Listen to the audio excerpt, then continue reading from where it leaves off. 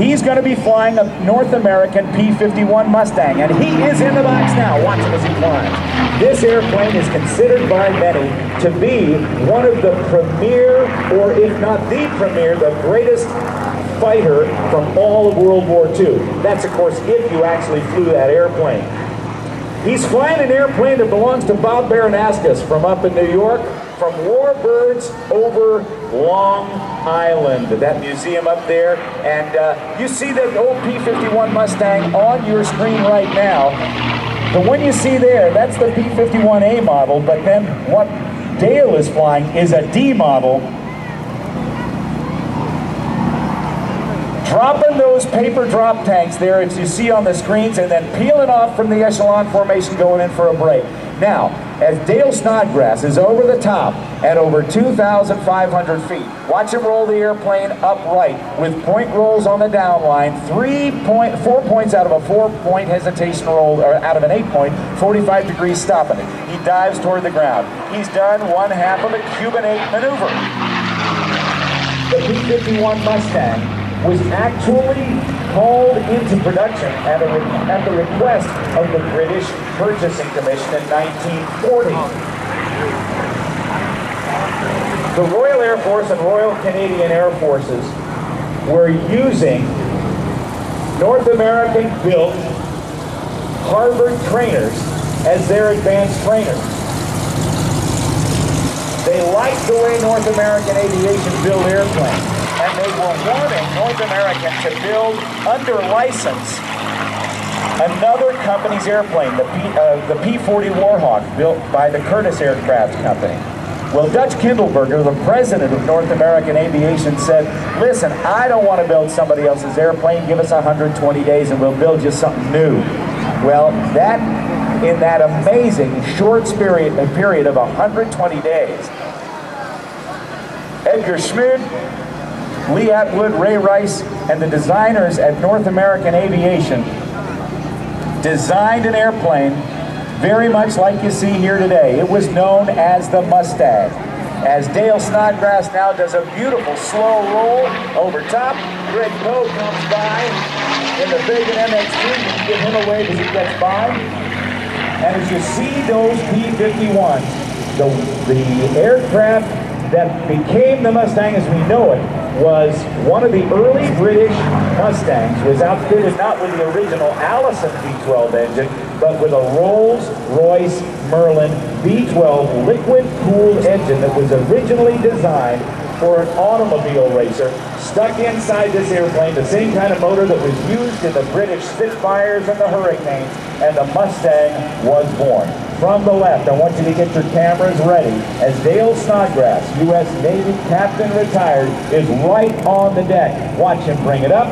He'll work the controls so effortlessly and do a beautiful barrel roll, coordinating the stick in his left hand, controlling the bank and the pitch, the throttle in his, I should say the stick in his right hand, throttle in his left, and the rudder pedals at his feet, starting and stopping at the same altitude and airspeed as he heads on down toward the trees. Hey, Dale, pull up. Thank you. Dale is no stranger to flying close to objects. Let me tell you a little bit about this pilot. I said he was a U.S. Navy retired captain. Dale went to the University of Minnesota on an Naval ROTC scholarship.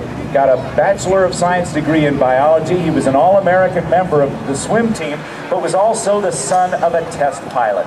And Dale went into the Navy and became the #1 highest time, all-time record holder in hours in the F-14 Tomcat.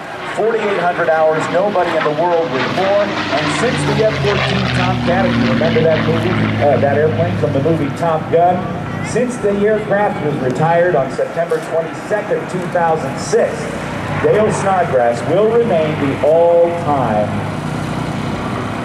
highest time Tomcat pilot with over 4,800 hours in that particular airplane. He was in command of all the F-14 Tomcats in the United States Navy for many years. For 12 years, he flew all the F-14 Tomcat flight demonstrations at air shows like the Joint Service Open House. And now, since he's retired, he gets to fly airplanes like the Mustang, a top speed of over 450 miles per hour. Known by the big bombers and the Air Force in England as the Little Friends. Right down on the deck in the little gully between the taxiway and the runway, he's just keeping it right down on the ground and brings her up. The Mustang had 6 50 caliber machine guns on it, a wingspan of 37.5 feet, a length of 32 feet 3 inches, and that Rolls-Royce engine could generate 1,500 horsepower. Now, he's going to go out to the right and bring her back around for a photo pass in Bob Baranaskas' beautiful P-51 Mustang. And in a moment, we're going to see him. So get your cameras ready as he banks in right next to the tower. Look at that, right next to the Blue Angels, down on the deck. Here he goes. Look at this. Dragging that wing within about 10 feet of the ground at 350 miles per hour. That beautiful P-51 Mustang, you got a great shot of it right there. Oh boy. How about a nice round of applause for Dale Snodgrass? Oh, what a pilot he is. He also flies the F-86 Sabre jet and the T-6 and the F-4U Corsair. Whatever he can get his hands on, he is a master of the controls, and we are just honored as we can be to have him here. This Mustang is one of 150 flyable Mustangs remaining in the world today. Over 15,000 were built. And this is what we see right here. Look at this unique scoop on the bottom of the aircraft. That's where the air goes in to cool the radiator, to keep the coolant cool so that airplane can fly the way it does. There is also, and it's not open at the moment, another duct on the back to allow some hot air to escape.